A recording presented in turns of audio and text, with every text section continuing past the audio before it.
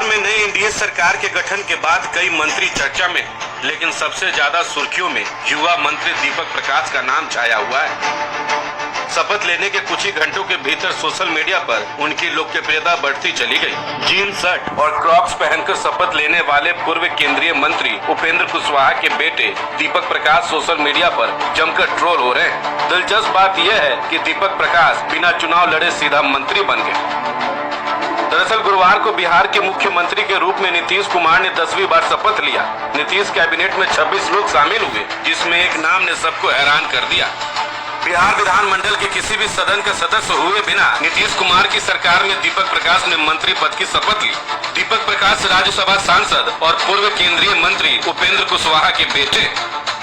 हालांकि उपेंद्र कुशवाहा की पार्टी की उनकी पत्नी स्नेहलता कुशवाहा का नाम मंत्री पद के लिए फाइनल माना जा रहा था। जीतन मांझी के तर्ज पर यह तय था कि नीतीश कुमार की सरकार में कुशवाहा के परिवार से ही कोई सदस्य शामिल होगा, लेकिन जब गुरुवार को अचानक दीपक प्रकाश का नाम आया तब सभी हैरान हो गए, क्योंकि दीपक प्रकाश न तो विधानसभा के सदस्य हैं और न ही विधान परिषद के सदस्य। आपको बता दें कि उपेंद्र कुशवाहा वर्तमान में राज्यसभा के सदस्य हैं और उनकी पत्नी स्नेहलता विधानसभा का चुनाव जीतकर पहली बार विधायक बनी है। उपेंद्र कुशवाहा की राजनीति में आए इस बदलाव को लेकर एक नाम बहुत चर्चा में है और वो है उनकी बहू साक्षी मिश्रा कुशवाहा। सोशल मीडिया पर ऐसी चर्चा तेज है कि साक्षी मिश्रा की राजनीति ने वो कमाल कर दिया जो कुशवाहा खुद अब तक नहीं कर पाए थे।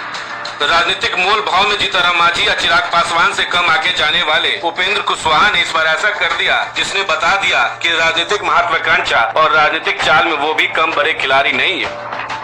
लेकिन इन दिनों जितनी चर्चा दीपक प्रकाश की हो रही है, उतनी ही उत्सुकता उनकी पत्नी साक्षी मिश्रा कुशवाहा को लेकर भी है। आखिर कौन है बिहार के सबसे चर्चित मंत्री की यह खूबसूरत और बेहद सॉफ्ट स्पोकन पत्नी साक्षी मिश्रा कुशवाहा? मीडिया रिपोर्ट के अनुसार बिहार के सबसे चर्चित युवा मंत्री दीपक प्रकाश की पत्नी साक्षी मिश्रा कुशवाहा न सिर्फ खूबसूरती और सादगी का संगम है, बल्कि एक मजबूत पारिवारिक और सामाजिक पहचान रखने वाली नई पीढ़ी की प्रेरणादायक शख्सियत भी। जानकारी के अनुसार साक्षी मिश्रा उत्तर प्रदेश के प्रतिष्ठित नौकरशाह परिवार से आती है। उनके पिता रिटायर्ड आईएएस अधिकारी एसएन मिश्रा रहे हैं, जो यूपी प्रशासनिक सेवा के दौरान कई अहम पदों पर तैनात रहे। इस लिहाज से साक्षी न केवल एक मजबूत प्रशासनिक बैकग्राउंड से आती है, बल्कि उनका व्यक्तित्व भी गंभीरता और सादगी से भरा हुआ दिखता है। रिपोर्ट के अनुसार दीपक प्रकाश और साक्षी मिश्रा की पहली मुलाकात कैसे हुई, इस बारे में बहुत जानकारी सार्वजनिक नहीं है, लेकिन इतना साफ है कि रिश्ता लव मैरिज के तौर पर शुरू हुआ और बाद में दोनों परिवारों की रजामंदी से शादी संपन्न हुई।